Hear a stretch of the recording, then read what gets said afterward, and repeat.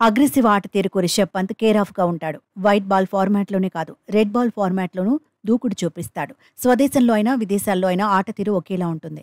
2021లో border Gavaskar trophy విజయంలో పంత్ది కీలక పాత్ర. దూసుకొచ్చే బంతులను అలవోకగా ఎదుర్కొని ఛాంపియన్ అనిపించుకున్నాడు. మిడిల్ ఆర్డర్లో టీమిండియాకు బలమైన ఆటగాడిగా పేరు తెచ్చుకున్నాడు. బ్యాట్తో మెరుపులు మెరిపించడమే కాదు, వికెట్ కీపర్గానూ అదుర్స్ అనిపించాడు.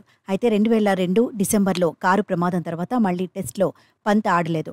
ఇప్పుడు బంగ్లాదేశ్తో సిరీస్లోని రీ ఎంట్రీ ఇవ్వడం ఖాయంగా కనిపిస్తోంది. దాదాపు 18 నెలలు టెస్టులకు రిషబ్ దూరంగా ఉన్నాడు. ఈ కాల వ్యవధిలో ఇతర వికెట్ కీపర్లను టీమిండియా ప్రయోగించింది. ఇంగ్లాండ్తో సిరీస్ నుంచి బ్రేక్ తీసుకుని ఆ తర్వాత ఇషాన్ ఎంట్రీ ఇవ్వలేకపోయాడు.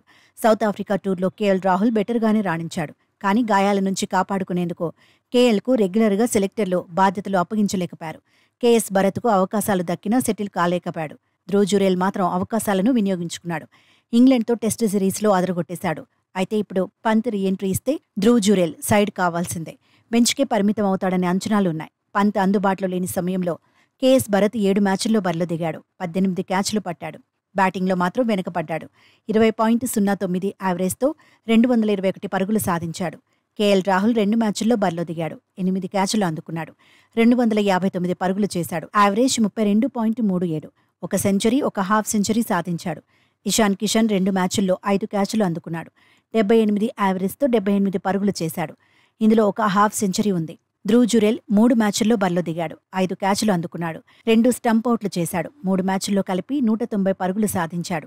యావరేజ్ 63.33. ధ్రువ్ జురేల్ ఒక హాఫ్ సెంచరీ కొట్టాడు. ఇక పంత్కు బంగ్లాదేశ్తో సిరీస్ కీలకం కానుంది. టెస్ట్ ఫార్మాట్కు అలవాటు పడేందుకు ఉపయోగపడనుంది. ఆ తర్వాత న్యూజిలాండ్తో సిరీస్ కలిసి రానుంది. వచ్చే ఏడాది ఆస్ట్రేలియా, ఇంగ్లాండ్ గడ్డపై ఎలా రాణిస్తాడనేది ఆసక్తికరం.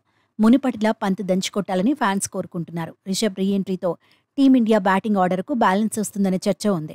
కొంతకాలంగా పంత్ లేని లోటు టీమిండియాలో కనిపించిందని ఎక్స్పర్ట్స్ అంటున్నారు. మొత్తంగా టెస్టుల్లో అగ్రెసివ్ రిషబ్ రీ ఎంట్రీ కోసం ఫ్యాన్స్ వెయిట్ చేస్తున్నారు.